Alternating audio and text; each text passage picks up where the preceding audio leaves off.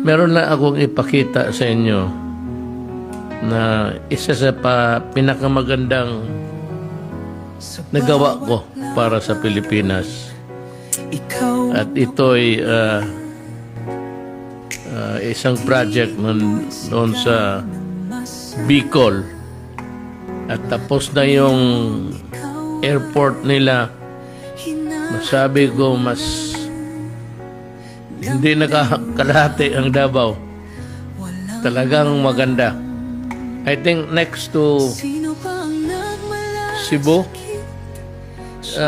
itong Bicol International Airport sa Naga ang pinaka maganda. If you have yung RTM, if you have the clip there, go ahead, show it. Ang bayang minahal mo ng tapat, hindi kailanman lilimot sa iyong hirap. Ilang taon mong Contactless. Ilagay mo lang doon yung i-enter mo yung binigay na number sa iyo.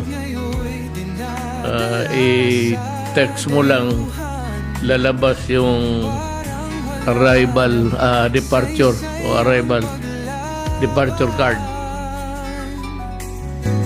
and or cards, whether departure or not, anong kailangan mo sa airport, yan lang ang lalabas. Yan ang bitawan katarungan ng aming ipaglalaban. Lagay dyan mo. Daigdigong hindi ka nag-iisa, milyon-milyong puso ang kasama. Kinorek ako, hindi pala sa Naga, sa Daraga. Mo ng tapat, hindi kailanman lilimot sa iyong Wala nang no more contact. Basta na lang electronic lahat. Lalabas yung departure card mo.